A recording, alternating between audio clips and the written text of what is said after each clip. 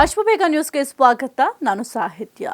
ಬಹುನಿರೀಕ್ಷಿತ ದೇಶದ ಮೊದಲ ಬುಲೆಟ್ ರೈಲು 2027 ಆಗಸ್ಟ್ 15ರಂದು ಸಂಚಾರವನ್ನು ಆರಂಭ ಮಾಡಲಿದೆ.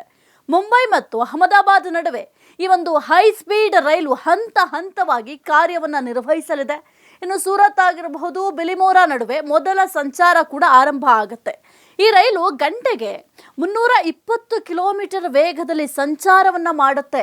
ಇದರಿಂದ ಸಾಕಷ್ಟು ಪ್ರಯಾಣಿಕರಿಗೂ ಕೂಡ ಹೆಲ್ಪ್ ಆಗುತ್ತೆ. ದೇಶದ ಮೊದಲ ಬುಲೆಟ್ ರೈಲು 2027 ಆಗಸ್ಟ್ 15ರಂದು ತನ್ನ ಸಂಚಾರವನ್ನು ಆರಂಭ ಮಾಡಲಿದೆ. ಮುಂಬೈ ಮತ್ತು ಅಹಮದಾಬಾದ್ ನಡುವೆ ಈ ಹೈ ಸ್ಪೀಡ್ ರೈಲು ಹಂತ ಹಂತವಾಗಿ ಕಾರ್ಯವನ್ನು ನಿರ್ವಹಿಸುತ್ತೆ. ಪ್ರಯಾಣದ ಸಮಯ ಗಣನೀಯವಾಗಿ ಕಡಿಮೆ ಕೂಡ ಆಗುತ್ತೆ. ಇನ್ನು ಮುಂಬೈ ಅಹಮದಾಬಾದ್ ಹೈ ಸ್ಪೀಡ್ ರೈಲು ಕಾರಿಡಾರ್ನಲ್ಲಿ ಈ ಸೇವೆಯು ಹಂತ ಹಂತವಾಗಿ ಜಾರಿಗೆ ಕೂಡ ಬರುತ್ತೆ. ಮೊದಲಿಗೆ ಅಂದರೆ ಪ್ರಾರಂಭದಲ್ಲಿ ಈ ಯೋಜನೆ 50 ಕಿಲೋಮೀಟರ್ ದೂರದವರೆಗೆ ಮಾತ್ರ ಇರುತ್ತೆ ಅಂತ ಸದ್ಯಕ್ಕೆ ಹೇಳಲಾಗ್ತಾ ಇದೆ.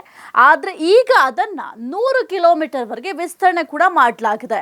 ಹಾಗಾದರೆ ಎಲ್ಲಿಂದ ಎಲ್ಲಿಗೆ ಈ ಒಂದು ಬುಲೆಟ್ ರೈಲು ಸಂಚಾರವನ್ನು ಮಾಡುತ್ತೆ ಅಂತ ನೋಡ್ತಾ ಹೋದರೆ, ಈ ಒಂದು ಹೈ ಸ್ಪೀಡ್ ರೈಲು ಏನಿದೆ, ಈ ಯೋಜನೆ ಹಂತ ಹಂತವಾಗಿ ಕಾರ್ಯಾರಂಭ ಮಾಡಲಾಗಿದೆ.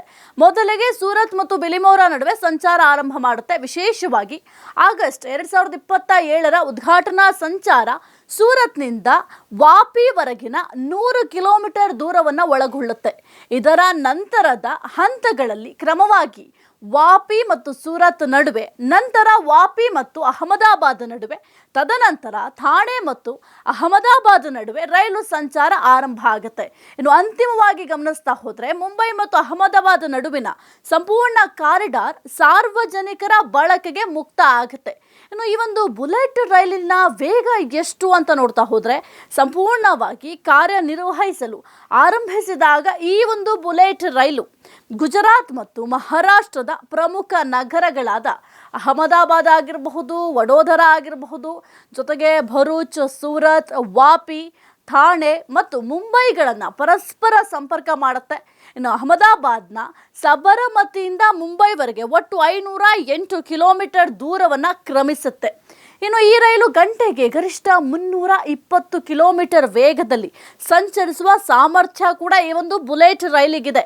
ಇನ್ನು ಪ್ರಯಾಣಿಕರಿಗೆ ಅತ್ಯಂತ ವೇಗವಾಗಿ ಮತ್ತು ಸುಸಜ್ಜಿತ ಸಾರಿಗೆ ಅನುಭವವನ್ನು ಕೂಡ ಕೊಡುತ್ತೆ.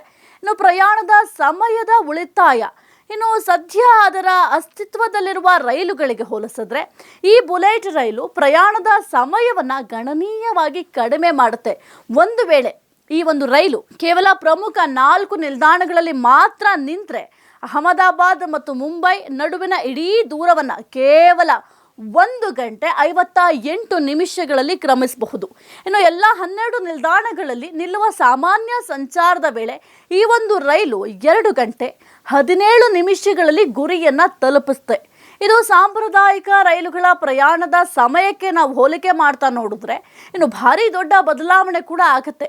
ಇನ್ನು ಈ ಒಂದು ಯೋಜನೆ ಪ್ರಸ್ತುತ ಯಾವ ಸ್ಥಿತಿಯಲ್ಲಿದೆ ಅಂತ ನೋಡ್ತಾ ಹೋದರೆ, 2017ರಲ್ಲಿ ಶಂಕುಸ್ಥಾಪನೆಯನ್ನು ನೆರವೇರಿಸಿದ ಈ ಯೋಜನೆಗೆ ಆರಂಭದಲ್ಲಿ 2023ರ ಗಡುವನ್ನು ನೀಡಲಾಗಿತ್ತು. ಆದರೆ ಭೂಸ್ವಾಧೀನ ಪ್ರಕ್ರಿಯೆ ಜೊತೆಗೆ ವಿವಿಧ ತಾಂತ್ರಿಕ ಸವಾಲುಗಳಿಂದಾಗಿ ಇದರ ಕಾಮಗಾರಿ ವಿಳಂಬ ಆಗಿತ್ತು.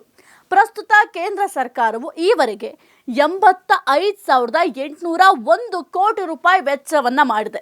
ಇನ್ನು ಜಪಾನ್ ಸರ್ಕಾರದ ತಾಂತ್ರಿಕ ಮತ್ತು ಆರ್ಥಿಕ ನೆರವಿನೊಂದಿಗೆ ಈ ಬೃಹತ್ ಯೋಜನೆ ನಡೀತಾ ಇದೆ. ಈಗ ಆಲ್ರೆಡಿ 412 ಕಿಲೋಮೀಟರ್ ಅಡಿಪಾಯದ ಕೆಲಸ ಮುಗಿದಿದೆ.